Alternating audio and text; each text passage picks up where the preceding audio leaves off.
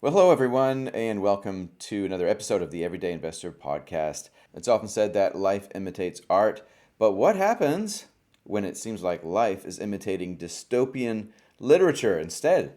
Those who voice their criticism against the government often do so out of a sincere belief that there's a better way to get things done. That's all they're trying to do is say that they probably have got a better way to do this. And I'm sure you've heard plenty of that. Just turn on talkback radio if you're not sure. Everybody's got an opinion. If there was a better way, that's probably actually how it starts, though, is that people share their opinion, they talk it out, and they learn in the process.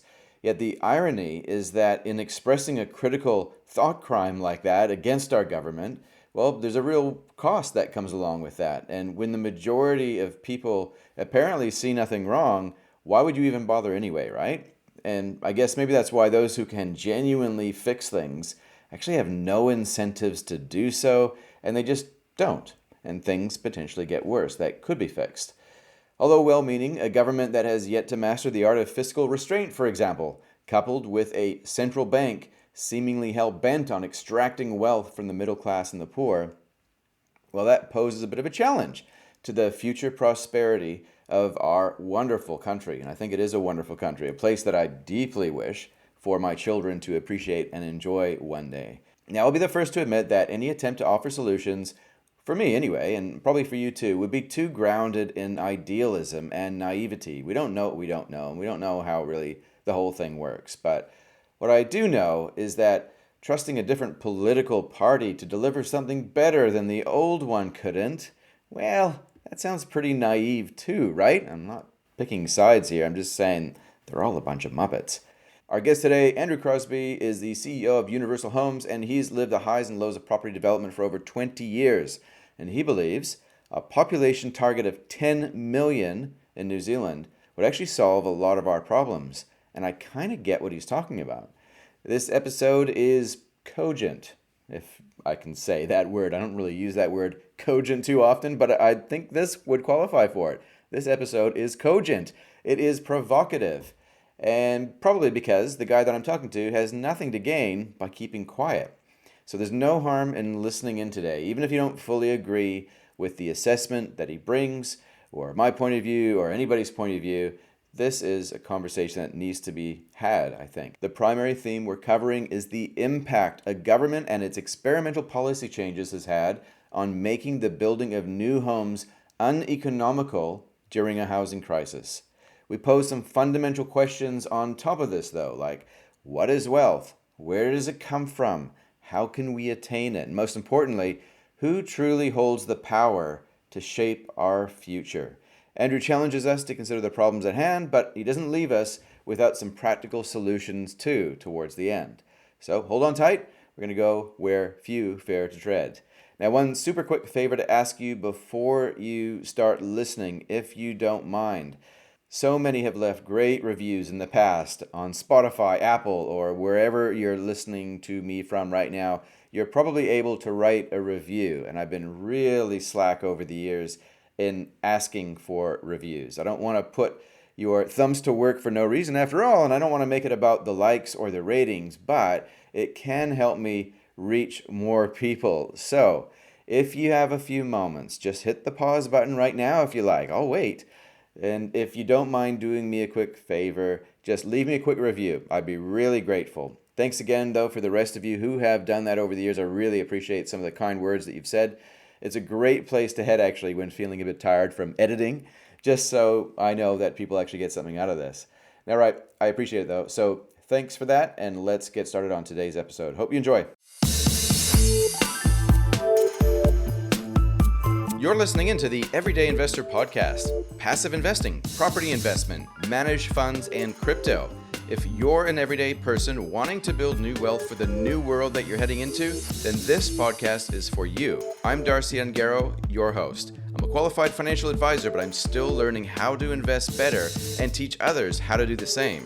I talk with guests and cover a range of topics designed to get you to think for yourself here. But please keep in mind, this can't be considered financial advice. Be sure to do your own research here and seek qualified advice of your own before making investment decisions. If you want more information, check out the show notes in your podcast player and make sure that you've subscribed to YouTube also. Then follow The Everyday Investor on all social media channels. The NZ Everyday Investor podcast receives support from the following partners: Easy Crypto, the safe and easy way to buy and sell crypto in New Zealand; Gorilla Technology, increasing business success through innovative and strategic IT solutions; Ungaro & Co. Financial Advice for everyday people building everyday wealth. Hope you enjoy the show. Let's get started.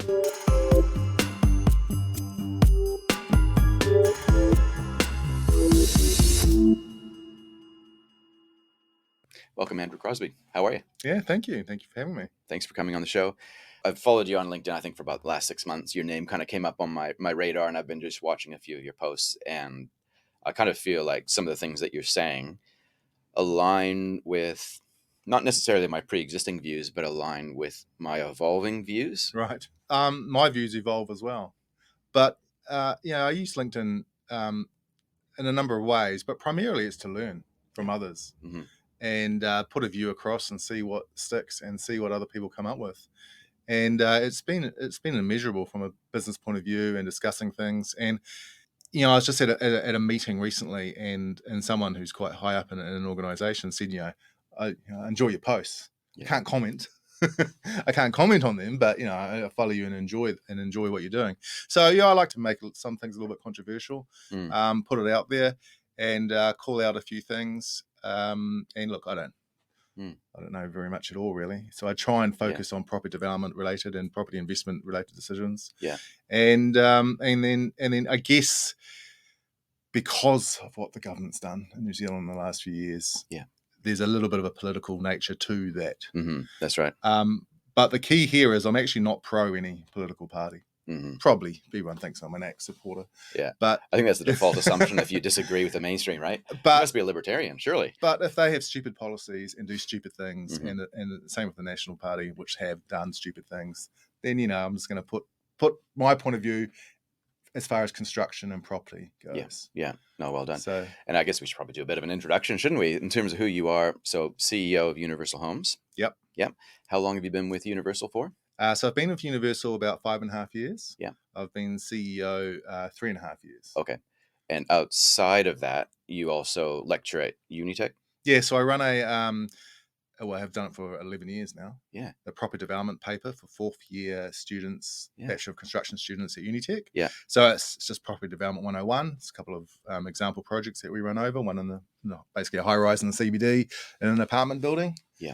And also I'm part of a founding board member of the Urban Development Institute of New Zealand, which is has its genesis in the Urban Development Institute of Australia, except we're not part of them. We sort of call ourselves a cousin. Okay. And that's all about getting involved in industry, liaising with council and government and everyone else to try and make things better.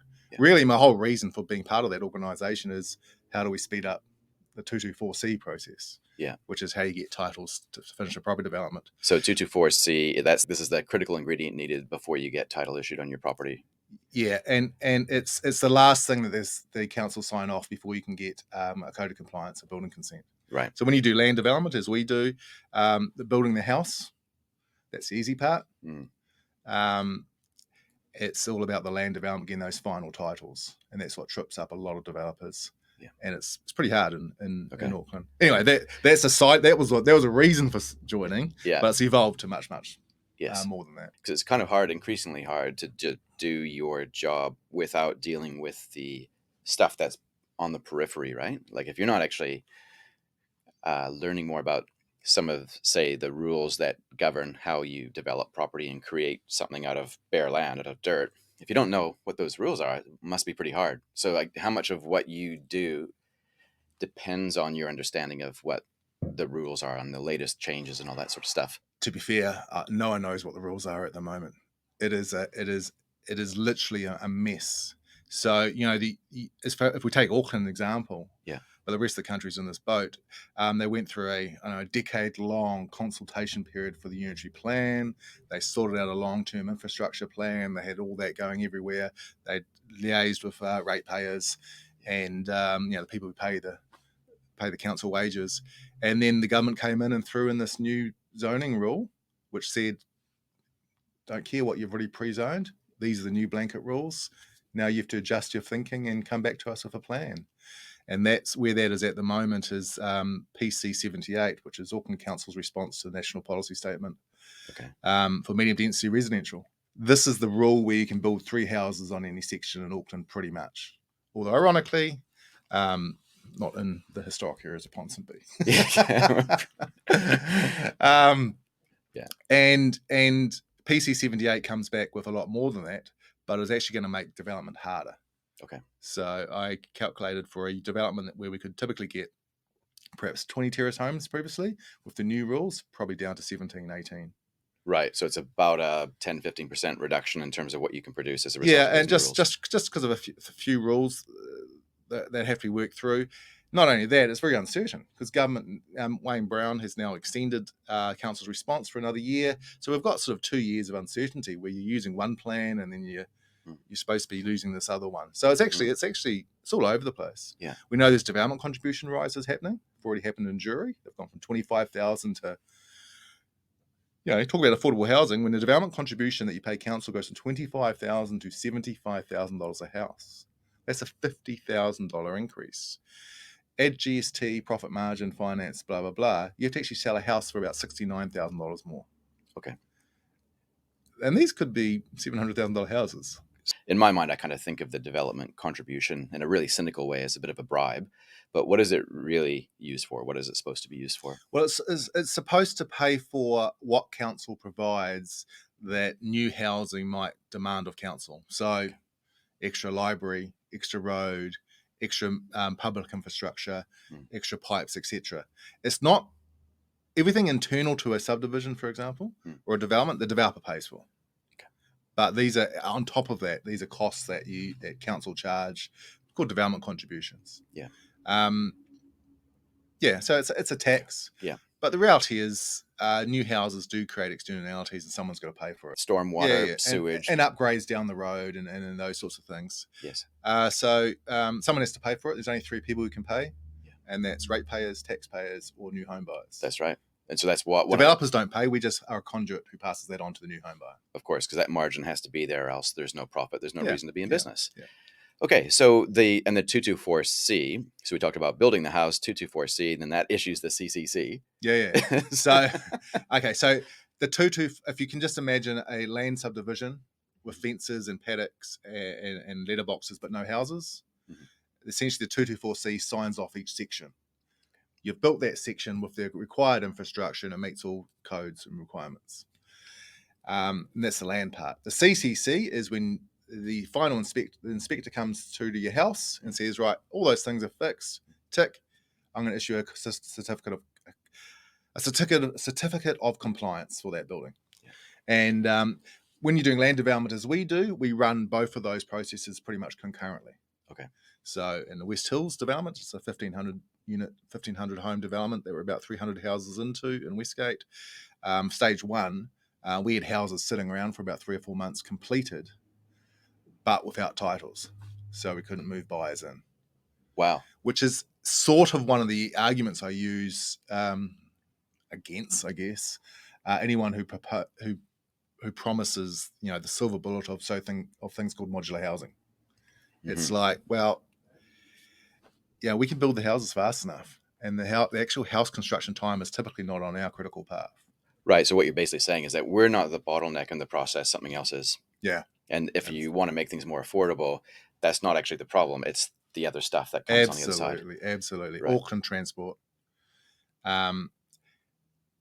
is a big determinant of how long your project takes. And it's just a messy sort of process. Right.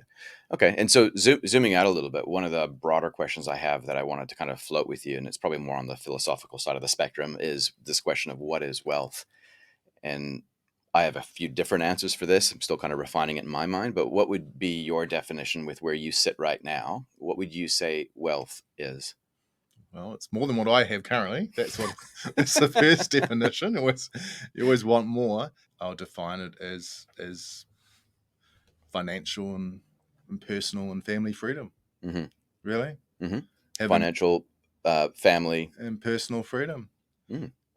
Having enough economic substance to sort of not necessarily do what you want, but to contribute back to society. Yeah, that's a good definition. I like that there one. we go. Here's a little bit of a harder one. How do we create wealth? Property. Number Okay. one. That's all I know. Okay. The government's done its best to destroy mum and dad investors over the last few years with their tax penalty. It's actually a tax on tenants. Mm-hmm. I'm pretty vocal on that one. Yeah, And I want to come back to that. Yeah. It also slows down new house building, but it's the unintended consequences. Yeah. But right at the moment, let's take any house in Auckland. You can buy any house in Auckland. And as long as you can cash flow it, and it's a little bit hard with interest rates, but because of inflation is so high, at some point in time, regardless of what the market's doing now, that house is going to inflate to at least the replacement cost of that building. And with replacement costs going sky high, property is a great hedge against inflation. The caveat is you've got to be able to cash flow it and stick around. Mm-hmm. So I'm a big believer in property as a big contributor to wealth. Yeah. More so in the housing side. That's only because that's all I know. I don't know much about commercial property. Yeah. But you got to be careful with what you do there. And for those who own properties and rent them out, it is a business. Mm-hmm. It's a business. I do the same myself. I'm going to do tenant stuff in the weekend. Yeah. And so you're a property investor yourself? Yeah. Do you do property development for yourself as well? For your No. The property development is full-time job as CEO of Universal Home. Financial, family, personal freedom. That's what wealth is. How do you create it? And your way of creating it is property, specifically buy, hold, try to endure through the tough times so that in the long term inflation kind of comes up. Well, I'm a developer as well. Mm-hmm. So that's my day job and that's what I get paid. That's that's my money. Sure. So essentially, and I've always had this conundrum, do I go and do developments myself, little ones? I've done a few little things and bits and pieces. Yeah. Or do I have a 100%, 100% of a small pie? Yes. Or do I have a small percentage of a large pie? I guess I'm by definition just not entrepreneurial enough to go and become a massive developer in my own right. So I've always worked through others to do that. Okay. In different schemes and profit shares and setting up a new business in America and bits and pieces like that. So always with the intention. Yes. But it was, okay, why do I just want to do a couple of houses myself and start this way? Or do I want to be part of a bigger opportunity? So that's where we're at now. Yeah. Who knows what happens next? Yeah. And you mentioned the US. So you spent time in the US. I spent 6 years in Phoenix, Arizona. Nice. Yeah. How would you say it relates or comparison to New Zealand in terms of being a property developer over in the United States versus in New Zealand at the moment? Okay, so the United States is very diverse, but I can characterize Arizona and Phoenix as it's basically a big boring Hamilton or Christchurch. Okay, it's sort of flyover country to people. It's Republican and conservative with tinges of democracy that spill over from California. Democrats. And it's hard to contain it sometimes. Yeah. So it's a bit nuanced in that respect. Mm-hmm. You can carry a gun as long as it's visible. Yeah, which makes sense, right? You only need a license if it's concealed. Yeah. But from a development point of view, and this is the reason we chose it, it was the second fastest English-speaking city in the world in 2005. When you say second fastest? Second fastest growing as far as houses. 100-something thousand houses they built. Oh. Now the first, you can ask me which was the first? Maybe, if I remember. Thanks for helping me out there. Vegas was the first. Wow. But the problem with Vegas is it's all the casino stuff and it's Chicago money and all those sorts of inferences of all these people. Bugsy Sigal. All those sorts of things. So we sort of gave that a miss. But yeah, Phoenix is, and when we got over there, it was a developer's paradise. I can give you an example. When I had a meeting when I was a young fella with my boss at the time in New Zealand, with John Banks at Auckland Council. And it took my boss months and months to get this meeting. And he was very dismissive of development. It's like, and downright rude, really. And I can remember when we went to Phoenix, 3 weeks into Phoenix, the mayor invites us to his office, sits down and go, "Okay, guys, what can I do for you?" Yeah, there was no discussion of a contribution or anything like that to his mayoral fund, and it was amazing. And people can get stuff done. So they build housing really, really quickly in Phoenix. Now the problem is, when the GFC hit, it fell pretty bad as well, but it just keeps on growing. Was that when you came back to New Zealand shortly after the GFC? Well, I was there. Well, I was there for the whole GFC, pretty much. Sure. And during the later years, we'd actually purchased a hotel out of bankruptcy to turn into condominiums, which is the American word for apartments. And I ended up running that hotel for 18 months because I literally had nothing else to do. Wow. That's the problem in recessions. When there's a development recession, there's literally nothing to do. Which is going to be interesting times coming up. Yeah. Some of the posts that you've been putting out on LinkedIn again has alluded to that. I've been speaking to a couple of other property developers just in the course of what I do. And it's quite fascinating just to see how that has been evolving and how it's predictable. Like you can kind of almost predict when these cycles happen. You can kind of tell, well, hey, interest rates are going up and then they go down and they go up and they go down. And that creates these booms and busts. And for those that aren't streetwise, haven't been there before, haven't gone through these troughs before, they don't make provision during the peaks to survive throughout the troughs. That seems to be my assessment of it, especially for the smaller developers and definitely the mom and dad developers if they get involved in it. Would that be a true characteristic that the higher you get, the more strategic developers are? I can't remember who said it. Probably Warren Buffett or someone like this. The market can stay irrational longer than you can stay solvent. Yeah. So even if you're an established player, what happens is when the market keeps going up, you put more and more investment and resource into buying land prices go up. And then when it all collapses, the biggest number of people hold property they bought at the peak. So anything that people bought in 2021, for example, and that's a lot of the sites for sale at the moment, it's worth less than half in most cases, and sometimes even worse than that. Especially like a section, a house in Papakura that sold for God knows $2 million or something. It's reverted back to its highest and best use now is the old brick and tile house that's on the site. That's worth $700,000. So those are things that are transacting at the moment. But yeah, so it does disappoint me when I see companies that go bankrupt, like Scarborough, who must have made a fortune in the last few years. But then the tough times come along and they liquidate and all their staff go and shareholders and subcontractors miss out and things like that. And, hey, everyone, it's a limited liability company, so that's fine. And all those sorts of real business, nuts and bolts. But you'd think people who've done well in the good times would have enough to see them through some of these bad times. Bearing in mind that what we've seen in the last 12 months, 18 months has been dramatic. It is, as far as New Zealand's point of view, it's much, much, much worse than the GFC. It's not worse than what Phoenix was during the GFC. I'll give you an example. This is how bad it can get. And this is what I tell some of my students as far as risk analysis. The apartment that I lived in Phoenix, it was on the 9th floor of a building that converted from rental to for sale.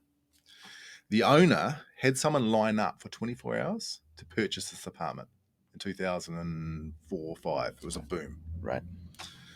They paid, I'm going to make up the numbers a little bit because I can't 100% remember, but something like this. He paid $330,000, and this is all public information. You can see the mortgages in Phoenix.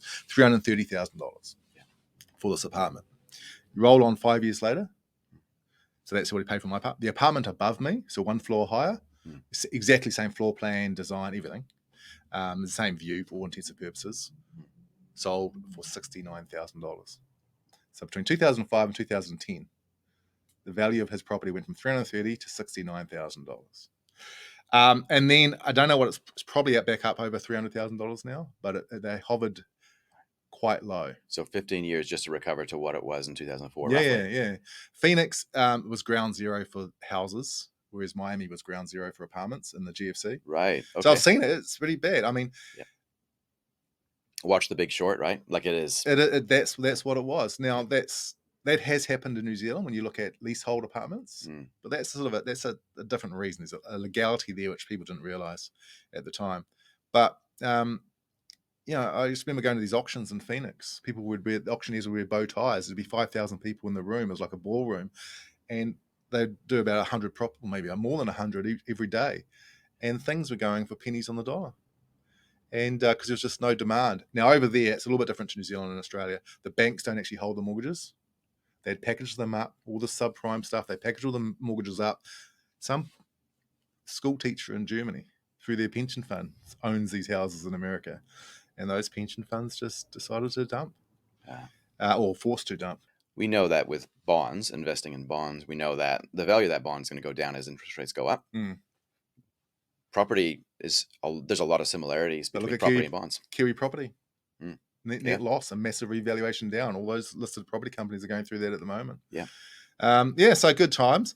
But there's always light at the end of the tunnel in New Zealand. It's called immigration. In Phoenix, they build faster than immigration. And in New Zealand, it's impossible to build faster than immigration. So that's why Phoenix takes a long time to recover. But saying that, it's affordable. And Auckland will resume being unaffordable again because of immigration, because people want to live here and come here from all around the world.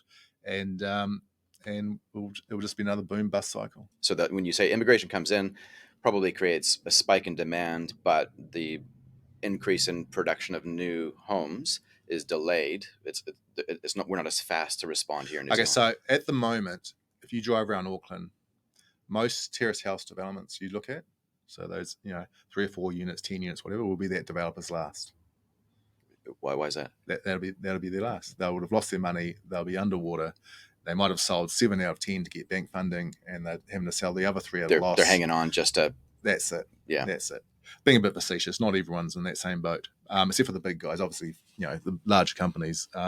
We're sort of a medium-sized company. Yeah, that won't be our last project. We're still building, and that's at the moment. So there's a lot of terraces finishing now, because they were the last profitable terrace development was started probably around about this time last year, okay, and the market had already started going south by March in 2021, right?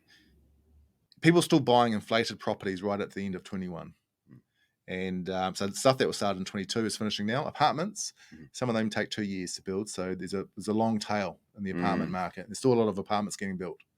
So it's going to be interesting to see where that is at. But the apartment market is absolutely dead at the moment. So we're building a number of apartments, and they're a bargain for people to get in, but people can't get financing for any longer than 3 months. So they don't want to sign up to a pre-sale. So you've sort of got to wait till closer to completion. Going back to that leg, it takes longer to get new properties online in New Zealand. Well, it's just not profitable. So you can't make any money, so no developer will build them. If I try and provide a simple example, let's say you pay $2 million for a piece of land and you're building 10 houses and they sell for $1 million each. That's $10 million in revenue. And let's say your total costs are $8 million, including the land, so $6 million plus the land, and you're making $2 million profit, right? So that's what a bank requires, 20% return before tax sort of thing. Now let's look at, so that was in the good times. Now let's say that $1 million per house has gone down to 900,000. Okay, so instead of $10 million in revenue, that's $9 million in revenue. So all other things equal, you've now got $8 million of costs. So you got 1 million out of 9, which is almost half. So you haven't got enough. So right there, you don't have enough money to get finance. Problem is, your costs have also gone up 20, 30, 40%. So excluding your land, your other $6 million of costs are now $9 million of costs. So all of a sudden, you've paid $2 million for the land, $9 million to complete the development. It's going to cost you $11 million. It's only worth $9 million. GST, everything else. And the costs have gone up, not just materials, but labor. Matariki, I calculated it costs Universal $120,000. When you take into account all the subcontractors who have to pay all their staff for one extra holiday and all these sorts of things, and our own direct costs and everything else. Plus the government's thrown an extra 5 sick days on everyone. If you're in a professional job, or if you or me, sick days almost mean nothing. You're working in a warehouse, people take all those sick days, okay? And businesses have been very generous with COVID anyway. So that's the reality. That the site in Papakura was going to show you $2 million in profit. Now it's going to be negative $3 million, just like that. So that means the land is $2 million.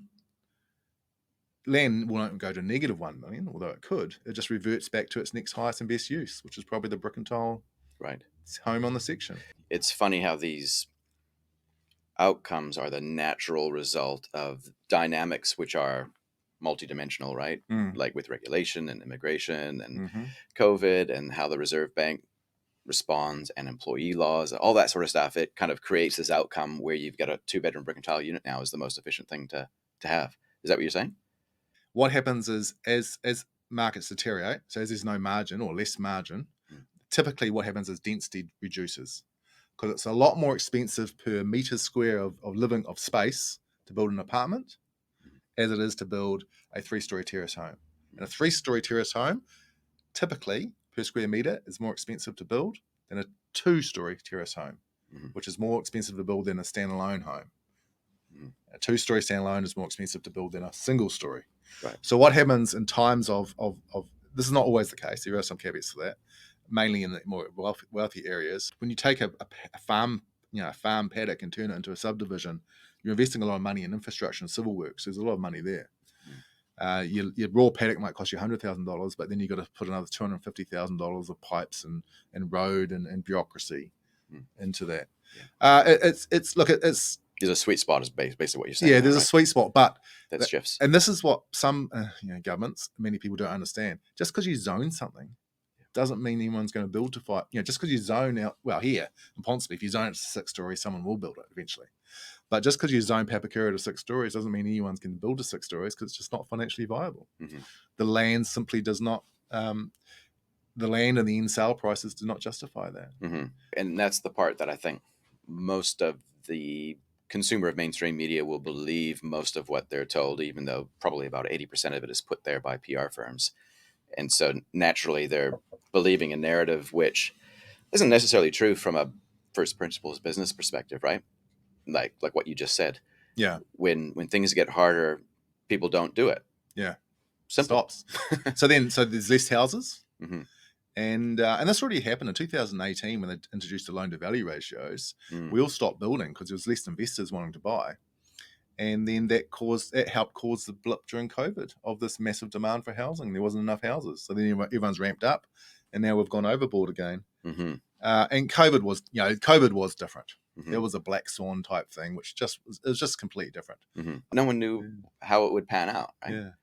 So it's just had a bit of a big peak in the 2 years. Yeah, it's a funny thing. Okay, so I want to maybe just shift tack a little bit and talk about some of the rules that you mentioned. One of them, which was the LVR restrictions, and how they got tightened. Then they were loosened during the pandemic, right when interest rates hit the floor. So that was one example of how regulation can interfere with free market principles and create distortions, which we then react to those distortions rather than the free market. And that creates other downstream impacts. So what would be some of the other ones? You mentioned the change to the development contributions going from $25,000 to $75,000. Well, they've only just done that in jury to float the idea, but the rest of Auckland's coming. It's simple. If it costs more to build a house and there's no money in it, there'll be less houses built, right? But eventually, assuming that there's net migration, as Auckland population grows, there'll be demand for houses, and someone will have to end up paying that price. Yeah. But it might take a couple of years to get there, or however it works. Yeah. So do you feel might take everyone's wages to go up as well? Yeah, and that's going to take time, isn't it? Yeah, but it's a combination, right? It's wages, it's productivity, so-called productivity. It's interest rates. Yeah. It pretty much is. Interest rates goes up, property value goes down. Yeah. But there's also the inflation hedge there. Just got to be careful. Okay, so if you were to speculate on where things are going here, how long do you think it will take for inflation or immigration or whatever it is that needs to kind of rise to the occasion? How long do you think it'll take before doing property development is viable again in terms of profit? Right. So just before Christmas, I was convinced that interest rates aren't going to go any higher until the Fed in America pushed their button and had higher than expected inflation. And that sort of spilled over to the rest of the Western world. And then New Zealand went aggressive and Australia went aggressive on interest rate rises, and we still seem to be the most aggressive country in the world on that, apart from Argentina or some third world nation. But it definitely feels like there's a peak, although who knows what the Reserve Bank does today, and the government endless spending. Thanks very much. But Labor governments are typically good for property developers also. So there's a Mm. juxtaposition to my thoughts on this, Mm. because Labor governments are free with cash. Mm-hmm. That's right. But that's a problem at the moment. Yeah. So maybe we're close to the end of the interest rates. Tony Alexander thinks so. Ashley Church thinks so. Um, so on that basis, and immigration hasn't gone backwards, it's actually booming. Mm. It seems like to me the government's not told anyone that they've just turned every tap back on. And the amount of CVs I get in my email box now, it's unbelievable. Where are these people coming from? Do you know? Sri Lanka and India and all different parts of Southeast Asia, really. Not China yet, because China only just opened. I was talking to some Chinese, and they reckon that China at the moment they're doing their internal tourism like we did. We all went to Queenstown on the Mount. They're doing that, and then they'll get sick of that and they'll go overseas, and it'll be massive. There's 3 years of pent up demand of Chinese people wanting to explore, study abroad, go overseas, all those sorts of things. So that wave's coming. But I get these CVs from people, and I usually respond and say, contact me when you're in New Zealand. And at the moment, it's I'm in Torbay. Oh, I've just arrived in Hamilton. These are people on tourist visas who are actively looking for jobs in sectors that we need, like project management and civil engineering and a whole of other things. So that's good sign. So there's a lot of people who've come into the country. That's why the net migration stats are so high. And but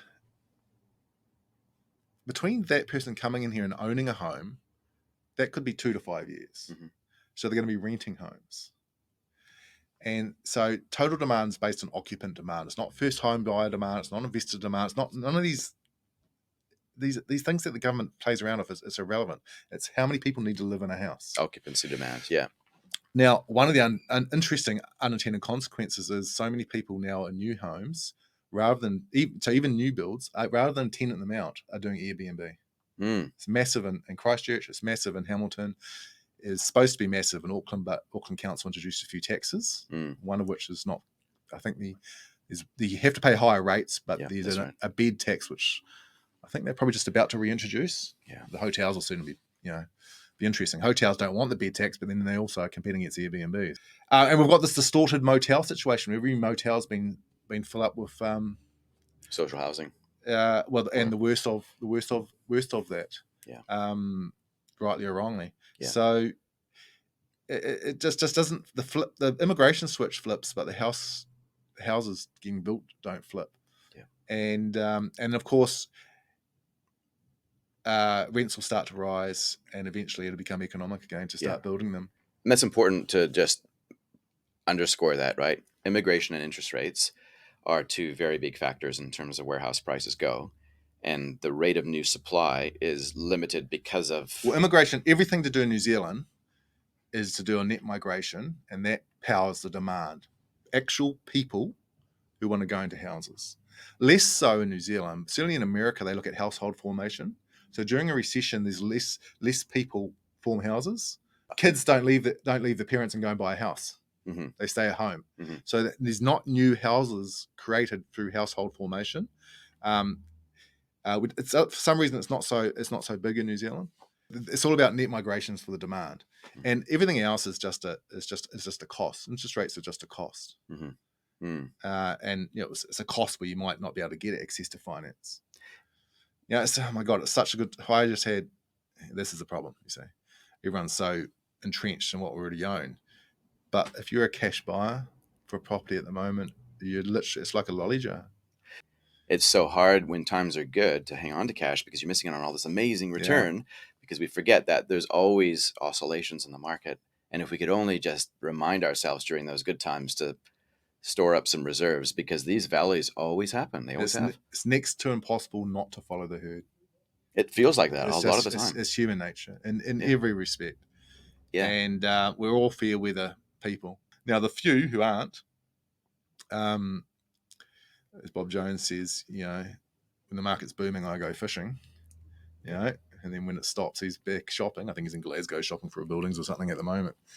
There are people, some very, very wealthy New Zealanders who are out there buying. Yeah. And it feels like everybody I talk to, it's the same thing. Don't do what everybody else is doing. Yeah, you got to do the opposite. Banks as well. So if you need mortgaging, the banks give out, give out in the good times and withhold in the bad times. Yeah. And so what do you think in terms of time frame, you mentioned Tony Alexander, you mentioned Ashley Church, and I'm hearing this narrative pop up a lot that we're at this interest rate peak. I tried to hold a contrarian view in this one as much as I can, and I genuinely believe this, probably with equal weighting, that due to some maybe we'll call them secular changes, some really substantial shifts, we might actually be in a new regime where interest rates, in theory, could actually continue to rise, Mm, which is a really scary, uncomfortable thought because I know what that's going to do to mm, everything. It's almost like we're at a false hope situation where hopium is being peddled. People are getting hooked on that prematurely, lured back into the market, investing, deploying capital, thinking that now's the time. But what if there's still more pain to come? mm, Do you understand where I'm coming from there? And this kind of feeds into, you mentioned how the Fed, New Zealand's kind of central bank, is doing things even more aggressively, it seems. There's a lot of shifts happening globally, potentially the BRICS nations getting a new currency. There's a lot of infrastructure spend that needs to occur. The government's hell bent on spending still, and they're going to have mm. to borrow for that increasingly. Kiwis don't really understand what that means, but do you think that it's possible that government could go on a spending spree fueled by cheap debt while the rest of us pay higher interest rates for longer to clean up the mess? I think the country will semi-collapse under the weight of not getting any tax revenue because jobs are gone and nothing else works. I firmly believe the world's great deflation will resume. Explain. Yeah. So, before COVID, the world wasn't going through deflation, and the property market in New Zealand had already started to improve by the end of 2019. Mm. And then COVID changed the whole thing. That's Everything right. was artificial. So the last 3 years have just been artificial up, artificial down to a large degree. So I'm a firm believer that the world's great deflation will continue. That's the optimistic scenario because I don't really want to Same. ponder. I don't really want to ponder your alternative scenario. So you're basically saying that, yeah, we're going to resume that trend once the artificialness is flushed out of the system and we resume back to Well, look whatever how we much were on we've track just for. we've spent so much money on COVID, 50, I don't know, 50, 100, I don't know, $1 billion or something, a little while New Zealand. So we've got to pay the piper. Yeah. So it's going to be tough. We've got to pay it money back. Yeah. The government's still spending it. And it was wasted. I was such a firm, I just can't believe that second Auckland lockdown in 2021. Mm. It was just ridiculous. You're shutting down construction sites. So you telling me you can go to a supermarket worker is more experienced at wearing PPE, which is the masks and hat and stuff, than a construction worker. It's just, it was madness. And I was quite vocal about it, and I was vocal to the government as well. And that's when we needed the resource immigration and stuff opened up. Can I just pause you there and just ask you a question around, you were quite vocal around that. And this goes back to what you were saying around LinkedIn, how some people might tell you privately that they agree with a lot of your posts, but they don't comment. Yeah. A lot of people on one side of the spectrum will look at the lack of comments and assume that it's because no one believes that or no one agrees with that view. In reality, it's no one is brave enough to stand up and say, actually, I agree with what you're saying. Yeah, Would you agree with that? You're in a delicate position, right? So I run a company in New Zealand. We're owned by overseas investors. So there's a tight line. But I just sort of have come to the conclusion, and I like to say it as I see it.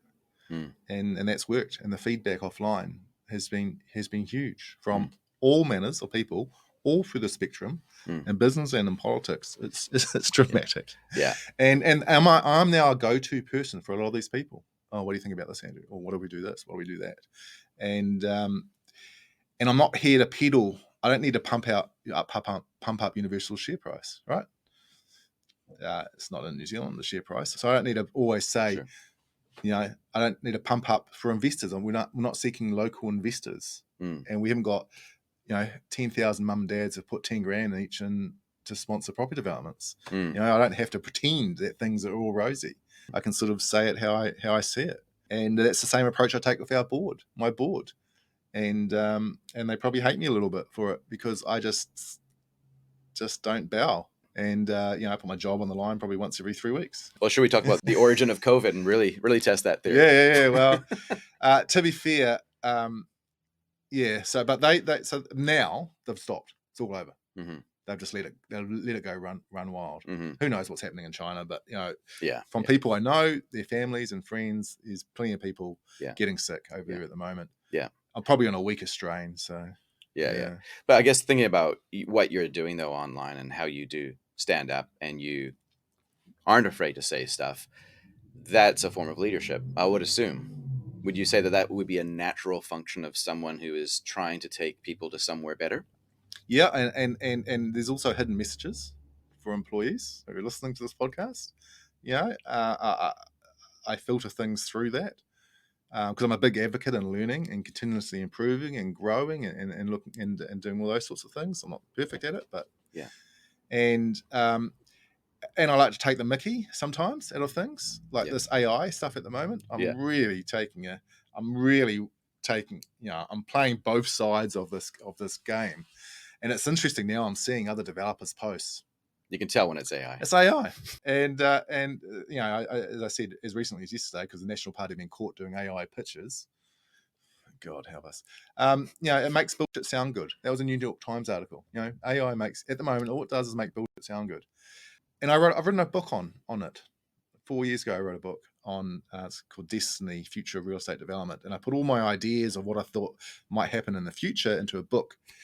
Which each chapter, there's about 17 chapters, goes through a different avenue of technology, like 3D printing or modular housing or AI in retail and AI in retirement homes and construction, all these things. And I did a bit of a background research.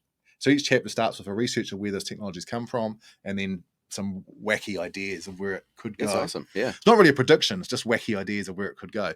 And really, I put that book together because I was just doing so much research on that stuff. I'm constantly trying to get construction costs cheaper. Because that's really the only thing you can do to increase profit. And it's next to impossible, especially in an inflationary environment. You've reached the floor, and that floor is rising. So some believe they have found the silver bullet, but it never comes to fruition, really. But you see, say, AI, robotics, 3D printing, some of the conclusions that you would have arrived at in that book, call them wacky if you like, but do you see that some of that stuff could actually come to fruition, like specifically with AI trying to work out what the best pathway is to deal with regulation, for example, to look at arbitrage opportunities within that? Because there's a lot of distortions that too much regulation can create, surely. Someone will be using AI on one side, someone else will be using AI on the other. It's like Sure. the PR person's job, that's gone. AI can write a PR speech, complete bullshit straight away now. That's gone. The real estate writing ad, they can, AI, even ChatGPT right now can do a much better real estate ad. We've done it. It's funny. Yeah. But it takes you the same time to write the prompt. Yeah. As you could have written the ad in the first place. Because AI, it's alchemy. It's alchemy. That's all it is. Yeah. It spits out stuff without any fact checking or evidence. Yeah. But it'll get there. And then when you ask it to provide evidence, it actually makes up reports because I've tried that as well. But yeah. I was on a podcast, digital podcast, and I was taking the mickey out of AI, and a lot of people on the podcast that was live weren't did not think, it's the future. It's the future. Yeah. Okay, great. I can only deal with what's here and now. Yeah. And I first read about 3D printing about 20 years ago. I wrote an article about it in 2013, 14, and it still ain't here for building houses. Yeah. So I can only deal with what we've got now. That's right. Yeah. There are some interesting avenues, though. I know one company who, this is what they've said. I'm not sure how, this is what they've said. That what happens is you get a set of plans, and it's not about kitchens, but I'll use kitchens as the example. So you get a set of floor plans, you give it to the kitchen manufacturer, the kitchen will then create shop drawings of those floor plans. They'll essentially redraw the kitchen from a manufacturing point of view. Mm-hmm. And let's say we give them a set of plans of 50 houses, and they might take 2 weeks to come back. What this company did, it's nothing to do with kitchens, but what this company did is, I can't remember if it was Vietnam or Thailand or Philippines, they essentially put a whole lot of people in the room who draw these shop drawings on CAD and had cameras from all angles looking at what they do and recording every movement. Okay. They couldn't do that in New Zealand because everyone takes too many breaks. But over there, right? It's nose to the grindstone. Yeah. And now what happens is you give this manufacturer the plans and it comes back half an hour later with accuracy much higher than humans. Amazing. So, there are things there. So I take the mickey, but there are things like that. I'm not sure if that's AI or algorithms or whatever it is, machine learning. It almost doesn't matter. It's technology. Yeah. So there are things like that, but construction has always been shown as our productivity is not increasing, and we're not a big adopter of technology. And my latest argument to people was, well, it's because the technology ain't good enough.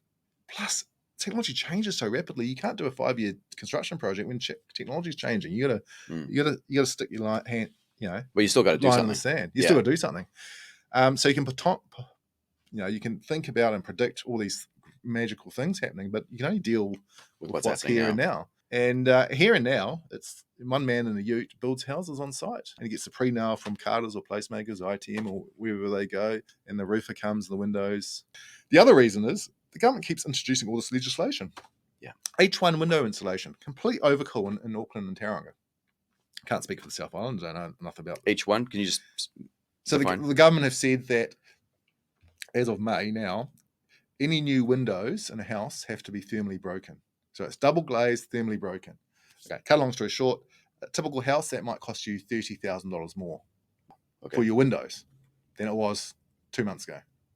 Wow. And it's all to do with insulation, increasing insulation. And it's just overkill. It's just complete overkill in Auckland and Tauranga. I think it was designed by Scandinavian peoples in one government department, and the cottage industry people all great on it. Window manufacturers, after they go through a bit of pain, they don't care. They just build whatever's required. So the cost of the house goes up by that. Yeah. Development contributions go up. Inflation goes up. Yeah. The health and safety requirements. No one talks about this. No one's brave enough to say that the costs that we spend on health and safety have gone up dramatically. And yes, it probably does save lives and things like that. So that's good. But I haven't quite seen the data to prove how much. And you can't talk about it because you can't put a price on. Well, you won't spend 10 grand on scaffolding, but that might save someone's life. Funny thing is that New Zealand is still behind in health and safety standards according to the UK. So we've got a more costly trajectory to go. Wow. So that's why you buy an existing house, watch it go up into value eventually. Unless we go through a Detroit situation where everyone leaves the country. Right. And goes to Australia. But, I'm sure that would never happen. Well, we've got enough people coming in. So yeah, it'll just change in through the outdoor. You mentioned, though, building inflation as a term. And I think when we think about inflation, we often just think consumer price index, inflation, OCR goes up, down, deal with inflation. But in specific portions of the economy, we have specific types of inflation that might be well beyond the rate of inflation generally, right? Medical inflation is a really good example. Okay. Where a lot of increases to compliance and rules and all that sort of stuff that obviously bumps up the cost and access is limited. So with building, you're talking about the cost of windows. You're talking about the delays, the processes in terms of getting things to a finished state. Yep. That's building inflation. And so if you were to put a number on it, and I'm not asking you to be accurate here, but let's just say for argument's sake that in the last 12 months, we've seen 10% inflation in the building space. What would be the rate of inflation around building, say a 4-bedroom, 2-bathroom brick and tile standalone property? Well, let's say it's brick and iron roof, 2-story terrace house. Okay. That's what we do. A lot of 80 square meters, let's say. Okay. In my board's mind, overnight, our cost from basically slab up, so the cost to build the house, but not all the section stuff, went from 2,500 a meter to 3,500 a meter overnight. Almost a third. So that transpired over sort of 18 months of COVID delays and inflation, and then recently people's staff wages going into it and that sort of stuff. Not necessarily our staff, but subcontractor staff. Right. As the minimum wage goes up, everyone working in a factory building windows, cost goes up. Yes. So they've got to pass it on. Yes. So that's what's happened. That's what happened. This year, though, throughout this year, we're only forecasting a few percent. I know one other big, large property developer has told me, Andrew, you're dreaming. We think it's going to be 5 or 6% across the cost of building this year. We're not seeing that ourselves, but who knows? So at the moment, actually, the cost of building a house is still rising, but it's less than the 6.7% inflation rate or whatever it is. Sure. So we've already had the huge. Yeah. Okay. And first of all, we had a lot of COVID-induced stuff. Delays, can't get jibboard, freight, just lockdowns, all that, especially freight and all those sorts of things that helped. And then that's moved through to general inflation in materials and people's wages. Yes. And the cost of an architect gets paid more, so you got to pay more for plans. Yes. So it filters. It's not just bricks that you put on the house. It's the architect who's drawing, it's the engineer who's looking at it, it's the people in the council. It's just everyone. So we're seeing it less. So I think that bump's gone.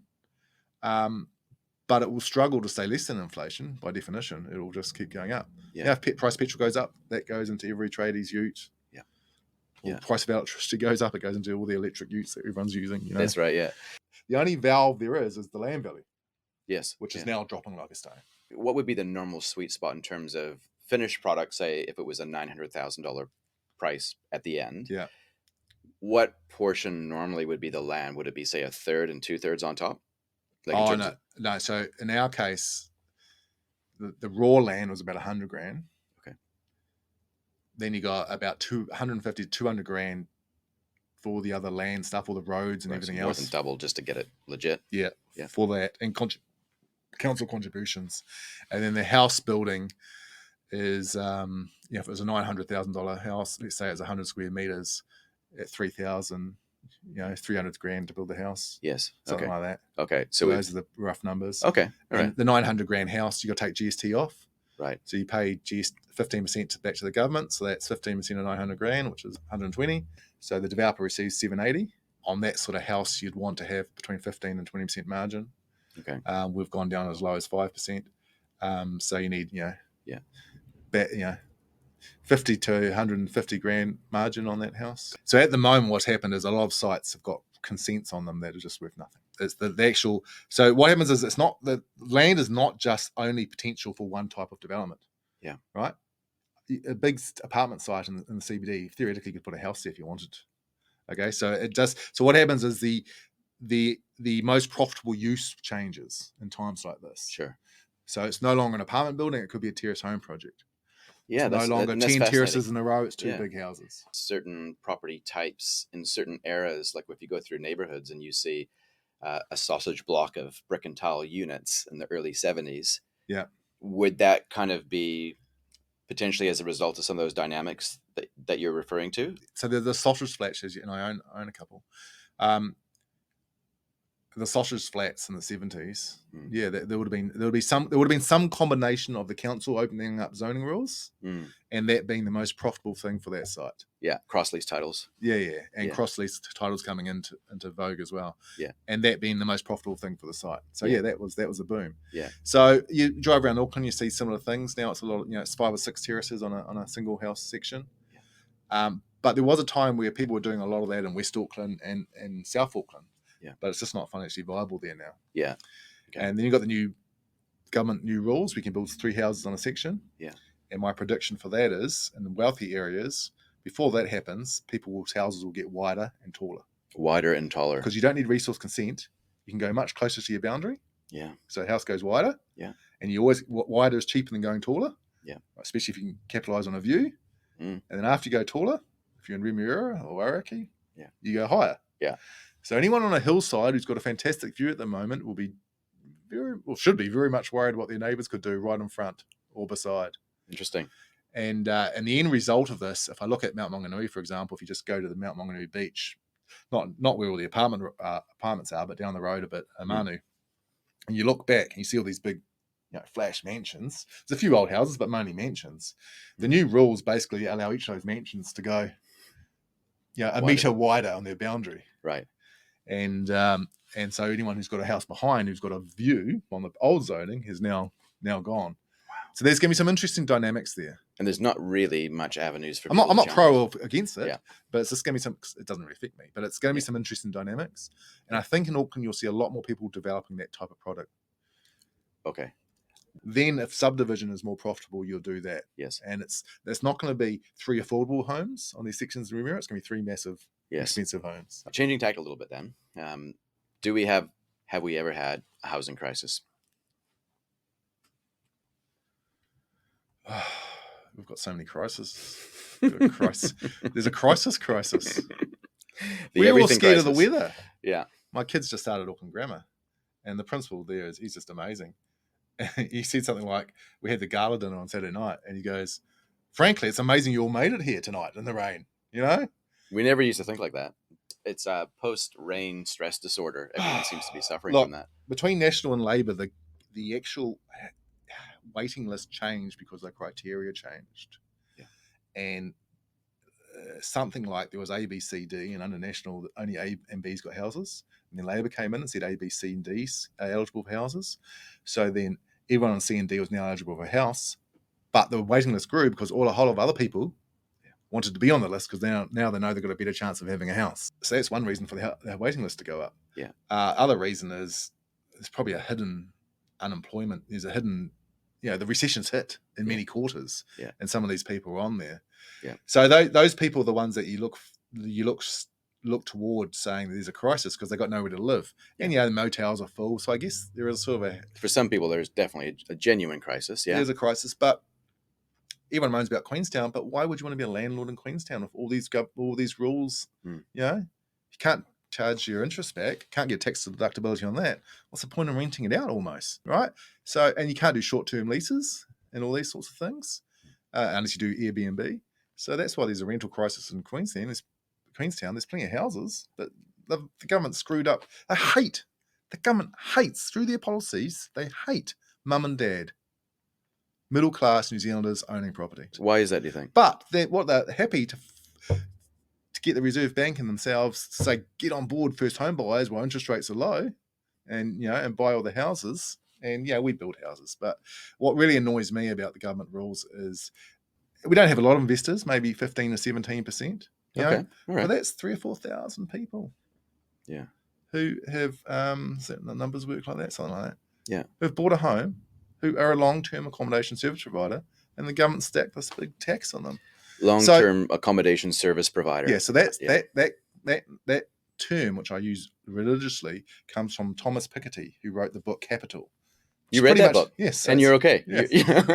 Well done. He advocates a wealth tax, which I don't believe in, but it's good. It's a great history of economics, and he's a bit. He's a little bit. He's like a mentor. He's heavily influenced by Karl Marx. Yeah, but he what I got from the book, I like reading both sides of the story. Yeah, good man. So, but he said it's actually because people say housing is not productive, and there's one point. That's probably the only point I remember from his book, is that housing is, of course, it's productive. You provide long-term accommodation services. That's what you do. It's stupid to say it's not productive. Anyway. Yeah. So I was very careful at Universal not to jump on the bandwagon and say, oh, you buy a new home, you get the tax interest and all that sort of stuff. I mean, I guess in our marketing, we sort of have done a little bit of that because the government could, as soon as the market comes back roaring, what's to stop the government throwing the tax on new builds as well? It's got this artificial 20-year thing. All of a sudden, now a house built in March 21 is theoretically better from a tax perspective than a house built in February 21. And it actually slows down the entire market. Yeah. Because existing investors can't buy more. Yeah. And what are they? They're buying a house, right? Yeah. And what do they put in the house? They put tenants. Yeah. The housing crisis is called from occupants don't have a place to live. Yeah, it's not caused by property investors. It's not called by property investors. The best thing to do is to make it as attractive as possible for property investors. And that's what the government told us in the 90s. Make it as attractive as possible for property investors so you oversupply the market, right? So the market is oversupplied because people can't afford to buy the product at the moment. So is there a housing crisis? And the government are building a lot of homes. It's like recession, right? If you've got your job, if your neighbor loses his job, he's in recession. Yeah. If you haven't got a place to stay, you're in a housing crisis. My solution is just build more houses. And people say, well, that won't solve it. Of course it bloody will solve it. It's called the free market for a reason. It's more responsive than central planning. Yeah. And it takes so long to build a house. If you push go now, it's 2 years best case to get most terrace house products out the door. I mean, in the few circumstances you can get it out the door in a year or so, but not really. So going back to this long-term accommodation service provider, I like that. I'm going to use that all the time. The media have no problem. The socialist media in this country and politicians have no problem putting property developers and flipper speculators who buy a house and sell it 6 months later in the same category as someone who's owned a house and renting it out for 10 years. And the IRD already had rules. So that's the one reason for that. Tax loopholes, the rich. There's all these phrases which have been manufactured, right? Yeah. By PR firms working for the government to basically do an AI, organized beat up. Yeah, AI using ChatGPT, organized beat up on the rich. Like recently, I have contributed to $3 million towards a tax report that's been targeting those that we should aspire to be more like, not hate. Private capital private individuals, decentralized power structures, personal responsibility, doing the right thing, that has good results. The opposite doesn't. LVR restrictions, artificially tweaking and manipulating the money supply and the cost of money, uh, changes to tax deductibility rules for different types of Yeah. properties built in different times. I really struggle to see how that's helpful, and it almost makes me consider a question which makes me even more uncomfortable than the thought of interest rates going further, which is, are we dealing with an incompetent government or a government who is purposefully trying to destroy middle class New Zealand? Well, I think we're just dealing with a socialist government, and just Google search socialism. Simple as that. They don't know. That's central control. The state will provide. Yeah. I'm your nanny.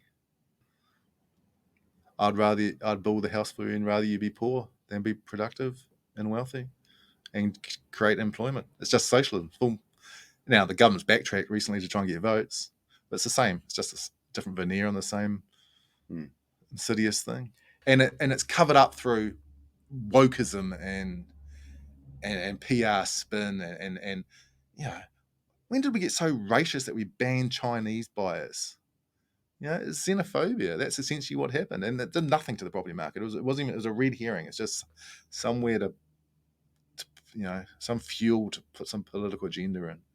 It's interesting, isn't it? So it's like classic, I guess it's classic narcissism, right? Let's blame you for all the problems that we're causing, specifically the So government. you're going to blame mum and dad investors for not enough housing supply? They're actually, by buying, are creating incentives for developers to build more. It's just ridiculous. What would be some of the solutions then? Like if we were to think, just get rid of the whole, just get the hell out of, this never will happen. Get the hell out of property. Get out of it. Get out of house rules, regulations. Who are you talking to though? The government or people? No, I'm talking to the government. Thank you. Just to clarify. Just get out of it. The people. Phoenix and Houston's pretty much free market economics as far as property markets go. And they create affordable housing on the fringes. Get rid of the rural-urban boundary.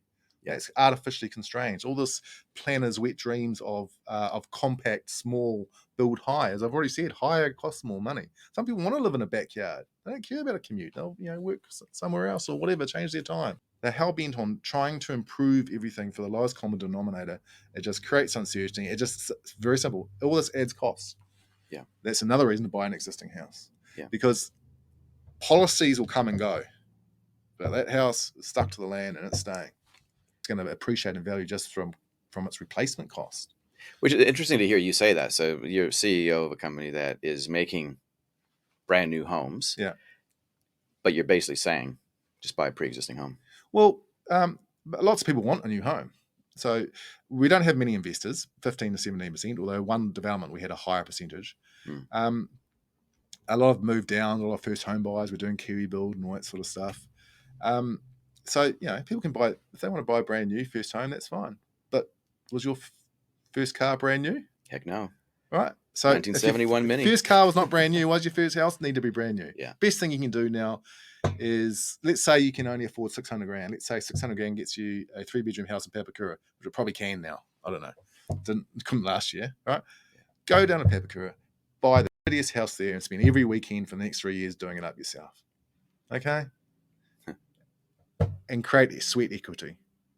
Right? I used to rent in Parnell and bought a house with my brother-in-law down in Pukekohe, and then we bought another one in Manurewa, right? We rented it out. So we owned houses, but not actually didn't own our own houses to live in. You were rent investors. Yeah, rent investor. It's a perfect way to start. You can go in with a couple of mates or friends or family or whatever to get on the ladder. But if you're going to buy a new home, that's fine. But the new generation, well, I'm not sure if it's 100% true. Avocado on toast or latte or coconut latte. I won't bring that up. That's exactly what I had this morning. Come on, man. They want, it's, sure. We've got Kiwi Build. We'll build brand new houses. That's fine. And we'll love you to come in, and it's low maintenance and it's brand new and you won't have to do anything. And it's warm and dry and all those great things. There's another way of looking at this though. It's not this or that. There's a whole continuum of property. Mm-hmm. So and different things suit different people. But yeah, I'm not just saying buy new, don't buy anything else. Because that discredits 20,000 customers of ours since for over the last 63 years. That's right. And a lot of them, quite a number are repeat customers. Um, And I get the odd complaint. I don't get too many complaints. It's actually amazing how few issues come across my desk.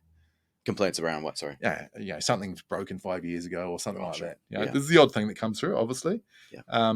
And you can't please everyone all the time. Yeah. We built a place back in, I think we finished it 2013, 14, and it was a reasonably straightforward process back then. But now that we've had this conversation, I'm just wondering how much that $300,000 cost that we had back then, how much that would cost now. $600. That's phenomenal, because like you say, the market's not there, so the only lever is the land. Yeah. So the government should get out of the housing space. They never first will. of all, stop changing the rules every 5 minutes. That would help. And then obviously, selfishly, get rid of most of the rules. Almost any rule they put in artificially, it creates costs. Any complexity creates costs. And well, you see that in it's not just property; it's everywhere. Yeah, right. That's what I know, though. Yeah. Yeah, and it's like, I think it's a principle that we ought to stand up to it, but we don't. Yeah. And I wonder if that, again, is it by design or is it just incompetence? Like, why are we slowly adopting this idea that centralized power is the best way to go? Well, no, it's just that just comes back to the socialist government that we've had. Do you think so? Well, who knows? Because I think is there much difference from the others? Well, not really at the moment. That's what I'm scratching my head in an election year. I don't know. It feels kind of like, for me, I don't even know who I should be voting for, because it just feels like different colors on the same crap.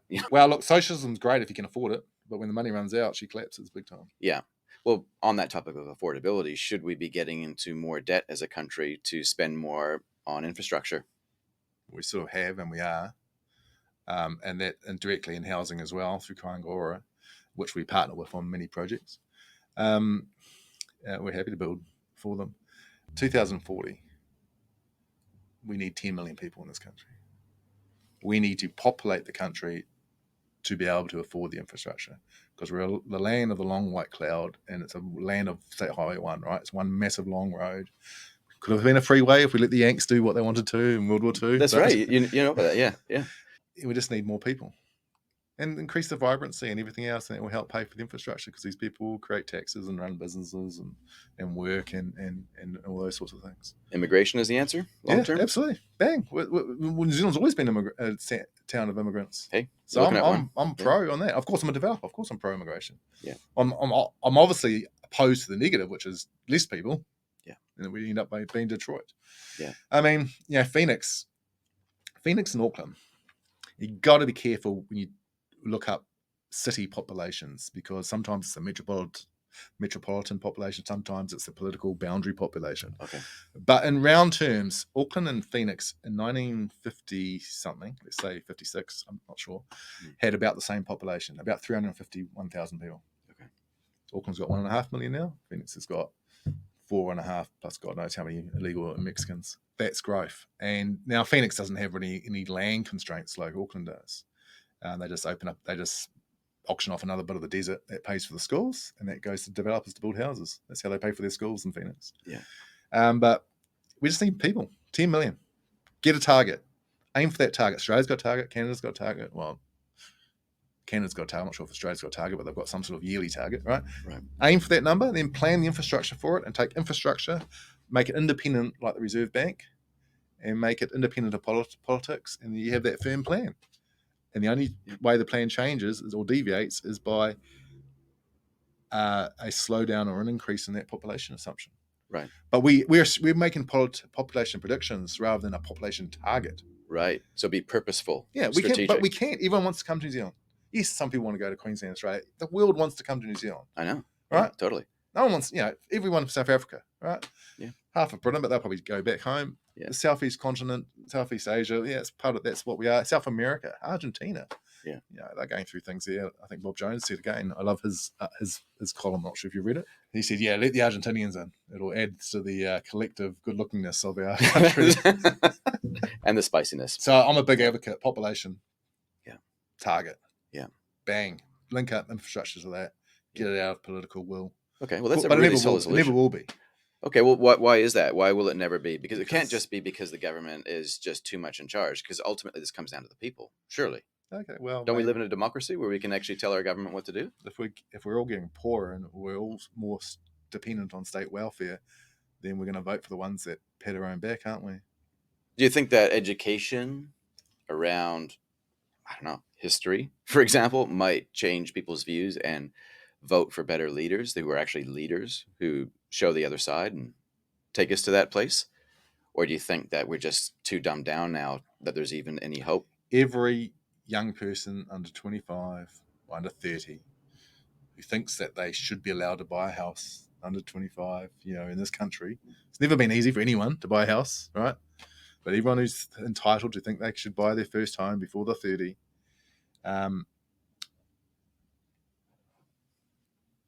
is a socialist voter when the government's pumping that way. As soon as they own their house and they look at this thing called equity, they become a conservative voter.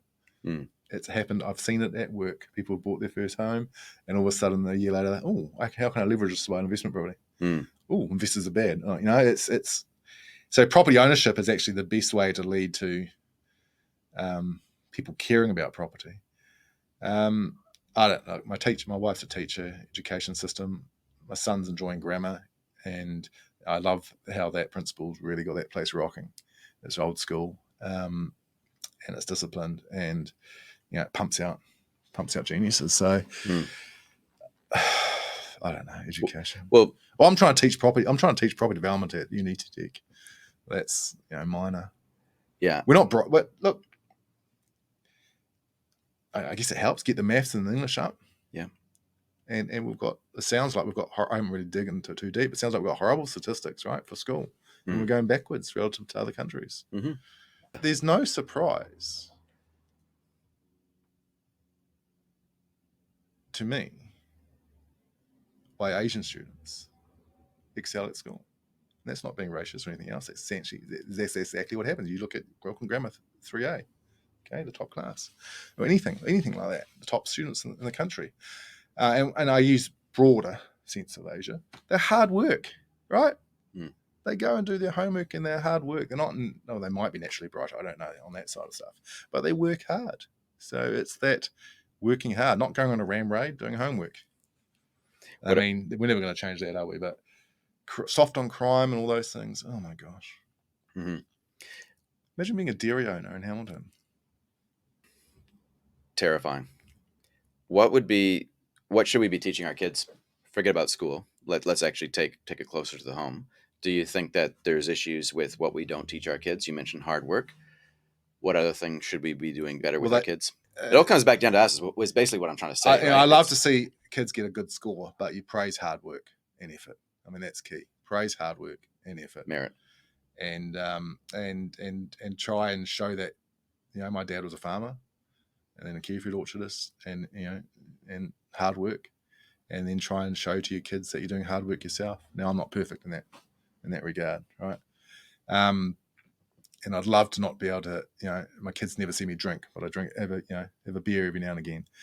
But it's just encourage effort and encourage hard work.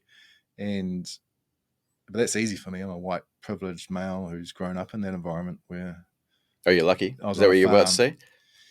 Yeah, probably statistically, I don't know. But there's plenty of people who get to positions of wealth and they shouldn't be perceived as lucky. Mm. And John Key raised in a state house and all those sorts of things. So the world's open to anyone really, especially New Zealand. Heck yes. I mean, anyone in New Zealand can achieve, and except for the real, there's real sad cases that you hear about, but pretty much any mainstream, doesn't matter where you are on the poverty scale, there's no class structure here. Well, there is, but it's not necessarily, it's probably less visible when you're higher up in the class structure. That's the problem. There isn't, not relative to some countries. Any person can become a chippy apprentice, right? Yeah. Learn up how to become, and then become a builder, and then own their own business. Anyone can do that. You don't need to be a brain surgeon. You just need effort and attention. Yeah. That's why the trades is a fantastic. I never did a trade. I wish I did, because my wife wishes I did as well, given all the DIY projects that don't work out. But that's classic example. Anyone can be a labourer on a construction site. Absolutely. Anyone, and that you just start that. You start getting a taste for construction. You go up through that field, chippy, sparky, plumber, whatever. you become wealthy very quickly, quicker than property developers. Totally agree. Yeah. Well, more sustainable as well. Going back to the origin of Universal, Bill Sabritsky. What can you tell me about him? Yeah, well, Bill Sabritsky started Universal in 1959. I never met him, but he was property developer and evangelist, religious evangelist. So he would have been one hell of a character. And he probably wouldn't like me saying that, but he would have been a real character. And he built, I've looked at the numbers. Some years we must have got close to 1,000 houses a year, certainly over 500 or 600 houses a year, and built pretty much Avondale and Henderson.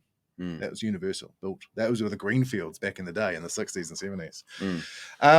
And that's all really I know of him, because I never met the guy. And then he sold the company to Chase Corp in the late 80s.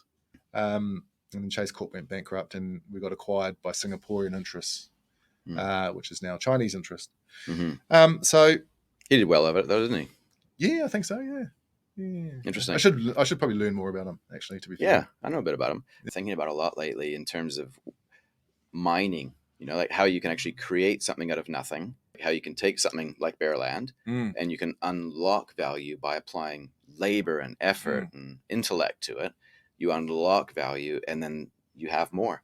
And I think that every New Zealander has if we can say we have rights, we should have a right to build our wealth. And if there's anything that's against wealth, as New Zealanders, my reaction should be we should be against that. Yes, I agree with that. And so, have you read 1984 recently? Too close to home now.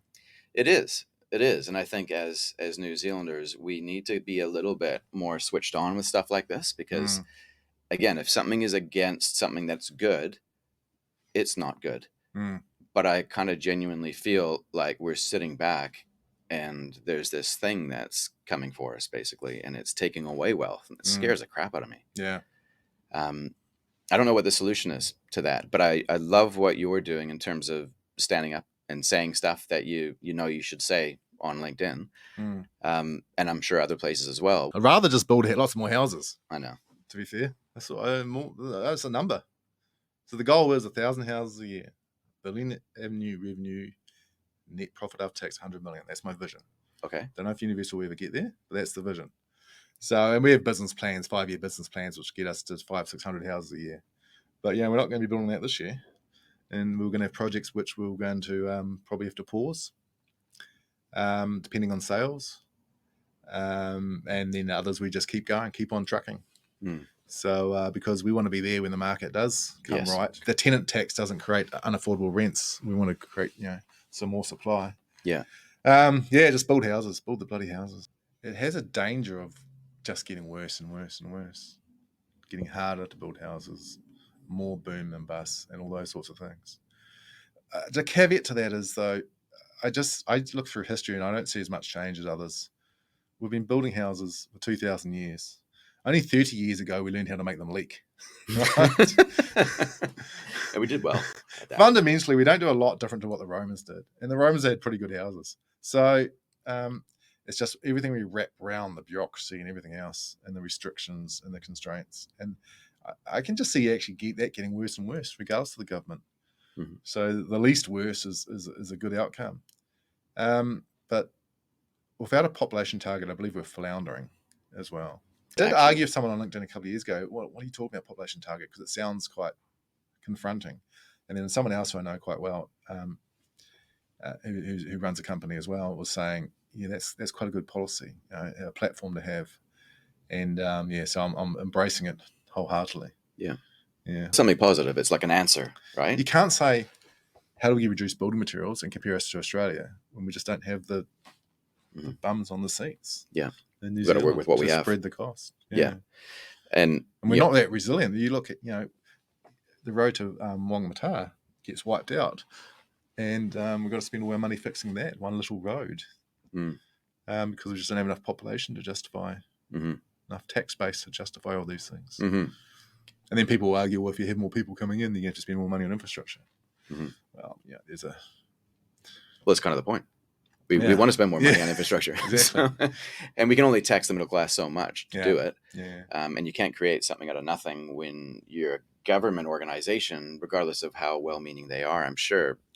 all they can really do is make things worse. And I kind of think about 1913 when the US Fed came into existence, partly because it was trying to control and smooth out the ups and downs, when in reality it's made the ups and downs far more severe. And that's kind of like another story of how more government creates bigger ups and downs, or the risk of greater volatility, which can actually be almost interesting from a wealth building perspective, because if you can learn how to ride those waves even better, maybe there is a pathway to build wealth by leveraging off that. I don't know. You pretty much got to get your, let's say, it depends on if you build a business and do whatever, and that's hard work. If you try and do it through property and you're a salaried employee or whatever, you just got to get your first house. You just got to buy the bloody thing.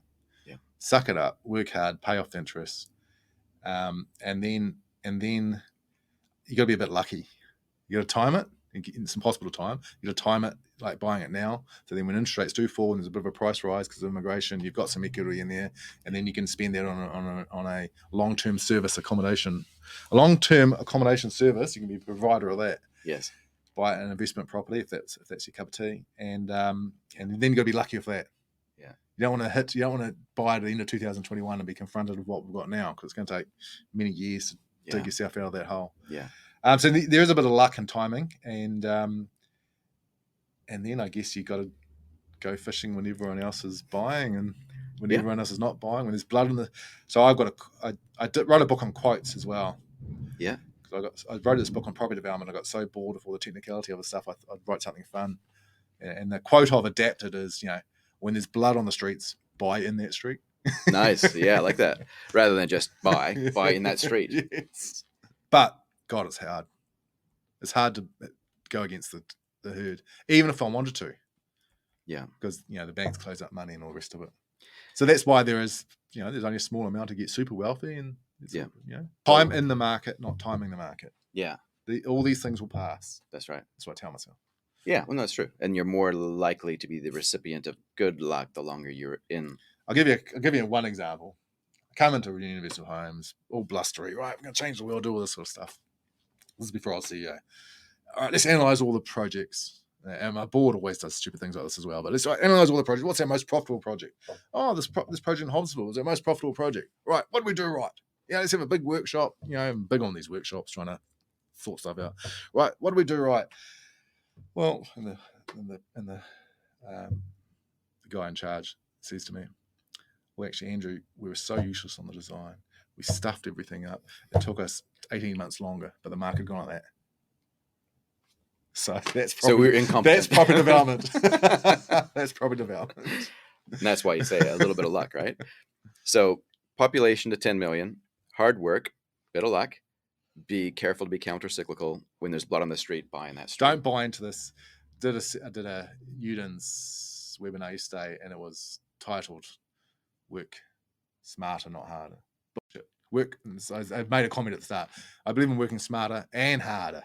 That's the only way. I'll add creativity to that as well. Yeah, totally. That's the only way. If you're working at home and you ain't delivering at the moment, don't second guess where that could end Especially right now. Like this is the time to work your butt off. Yeah, absolutely. That's awesome. Well, I really appreciate your time. Thank you for coming in. Yeah, thank you very much. I know you have really interesting. Yeah, well, good. Thanks for good work. Okay. Cheers. Thanks for listening into the Everyday Investor Podcast. Like what you've heard, but you want more? Make sure that you've subscribed to our YouTube channel and subscribe to the Everyday Investor newsletter too.